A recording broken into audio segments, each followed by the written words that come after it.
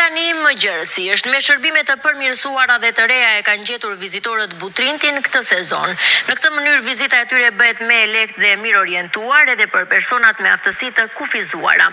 Interesin e tyre këtë vit e ka shtuar edhe aplikimi i audioguidave dëgjuese.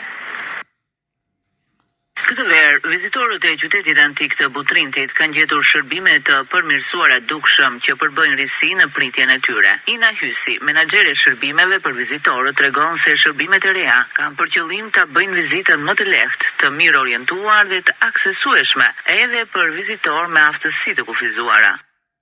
Parku kombëtar i Butrintit po pasurohet me disa risi që do ta bëjnë vizitën më të lehtë, më të qartë dhe më të aksesueshme për çdo vizitor.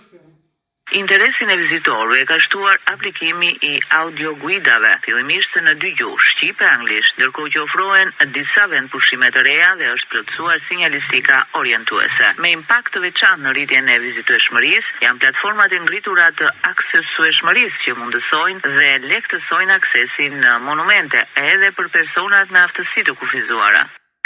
Vlen të përmendim disa risi duke filluar me audioguidat, e cilat fillojnë në gjuhën shqipe dhe gjuhën angleze dhe më vonë do të pasurohet me disa gjuhë të ndryshme që do të jenë në shërbim të vizitorëve. E hapja e 5 vendpushimeve të reja, gjithashtu implementimi i sinjalistikës orientuese dhe disiplinuese. Por ajo që ka vlerë më tepër për të përmendur janë ndërtimi i platformave të ngritura të aksesueshmërisë, të cilat do të bëjnë të mundur vizitueshmërinë deri në 70% të monumenteve nga persona me aftësi të kufizuar.